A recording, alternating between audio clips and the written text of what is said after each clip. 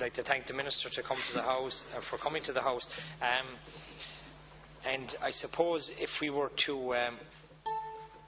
dedicate this bill, it's to those 1,600 people who contracted hepatitis C as a result of the inactions and actions of the Blood Transfusion Service. In 2005, the Law Reform Commission identified a serious gap in Irish legislation, mainly the clear holding to account of corporations, both incorporated and unincorporated organisations, and situations where management failed but under existing law could not be held to account, and in some cases it would be impossible to secure a conviction because of the gap in current legislation. While it is theoretically possible for them to be prosecuted, the Law Reform Commission identified two serious deficiencies in securing a prosecution. In order to secure a prosecution, it was necessary to establish that a senior management individual within the entity had the necessary criminal responsibility or guilty mind required under current legislation. And the Law Reform Commission also observed that the law was ambiguous and would fall foul of legal principle. Section 2 of the bill means that a corporation can be convicted of corporate manslaughter if found guilty of gross negligence, where no one individual within the company was said to have responsibility. And there are a number of cases where that happened in Ireland, but most famously in the Zeebrugge ferry disaster in England, between England and Holland. And what this bill would do was provide the mechanism to ensure that those corporate entities are held to account and would provide an avenue for justice for the families of the victims of corporate manslaughter. And it would rebalance the current legislation in favour of workers,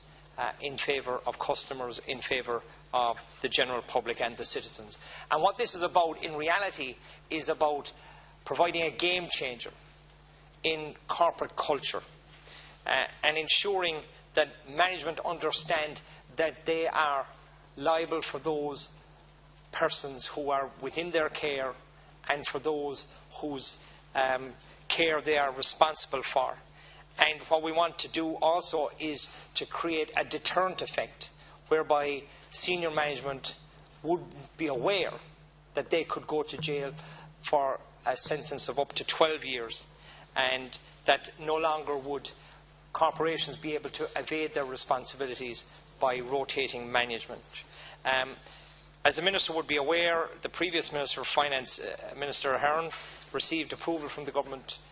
Department of the Day in 2010 to put forward this bill. There was a report done, not yet published, in relation to it, and unfortunately it hasn't come forward. And we are willing on this side of the House to take any amendments at committee stage, which will be 10 weeks from today. I know there would probably be a call for pre-legislative scrutiny, but if anyone can do better than the Law Reform Commission on pre-legislative scrutiny, I would beg to differ with them. And what we would like to see is the best bill possible. And what we would like to see is to have in this side of the border what they have on the other side of the border already, where there is a corporate manslaughter legislation in place already, proposed in England under the Labour government, pushed mostly by the trade union movement to ensure that corporate entities, and I know people would have that as a view of, they think of large private and public companies, but what we are talking about here also, and especially when I highlight the case of the Blood Transfusion Service, is we are talking about state agencies as well and making sure they're held to account. The tragedy of the gap in our legislation is such that when the prosecutions were underway in relation to the Blood Transfusion Service and the individuals who were involved and who should have acted and didn't act when contaminated blood products were being sent out, there was no legislation to prosecute them other than the Offences Against the Person Act 1861, which was under a section to do with deliberately administering a noxious substance. That was the best that the DPP could come up with in which to prosecute them. And even that failed because of the delay and because of serious failings within the 1861 Act, which of course was not able to countenance that a state agency would deliberately and knowingly contaminate 1,600 women with blood products which they knew and were aware were deficient. In other situations that I have been involved in personally in relation to the Coast Guard service in County Kerry, where senior management in Dublin were aware that the communications equipment was liable to catastrophic failure at any moment, and this is the Coast Guard service that coordinates rescue operations between helicopters, the Coast Guard helicopter service and the lifeboats, and people and ships in distress. They had been informed by Motorola that this equipment that they were using, which date back to the 1960s, was liable to catastrophic failure at any moment. Mid-rescue, it could simply stop functioning. And yet they did nothing.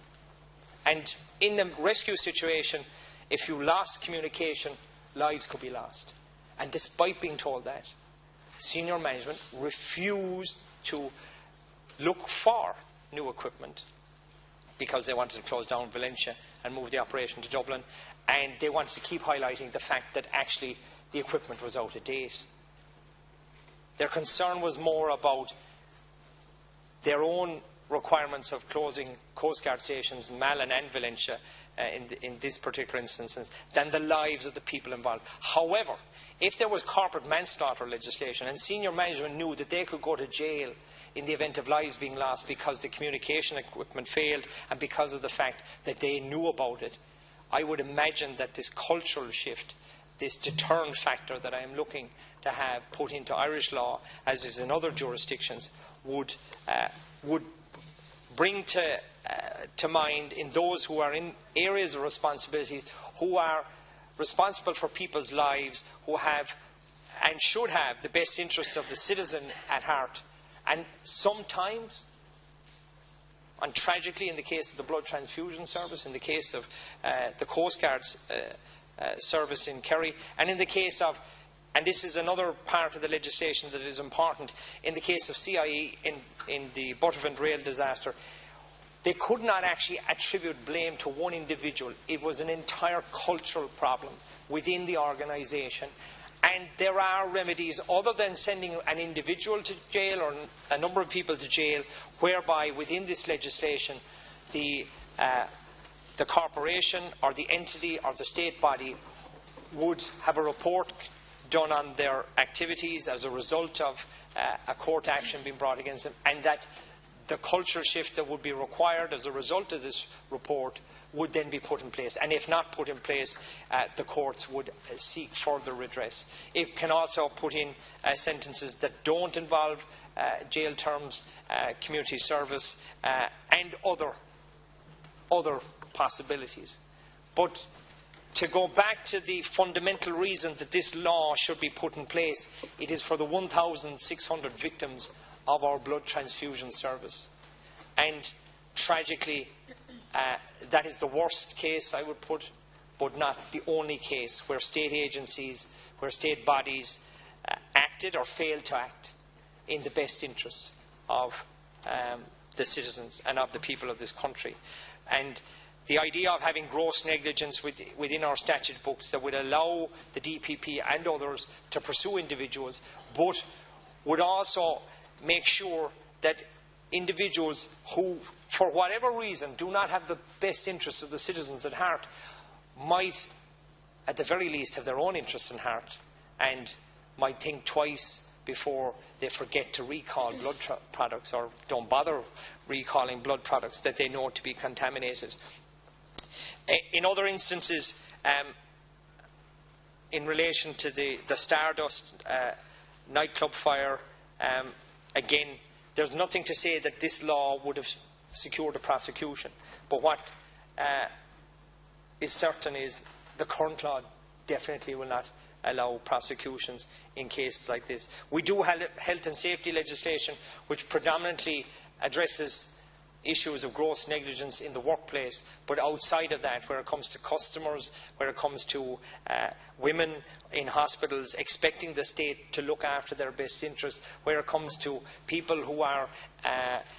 on the high seas off our coasts and would expect that we would have modern communications equipment able to deal with the crisis at hand, and the fact that our Coast Guard service allowed it to be run down to the point where, despite, and this is the amazing thing about the Coast Guard service story, is despite Minister Noel Dempsey instructing senior management to buy new equipment,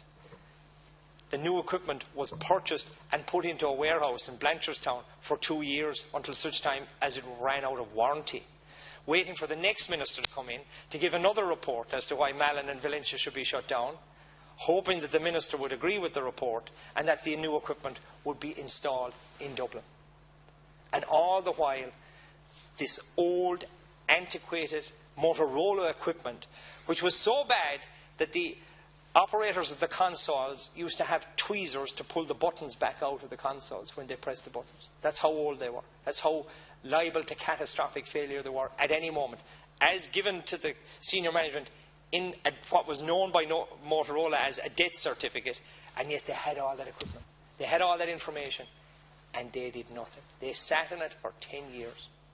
Now, what was the likelihood that someone would die as a result of that type of behaviour by senior management? Hugely high. Now,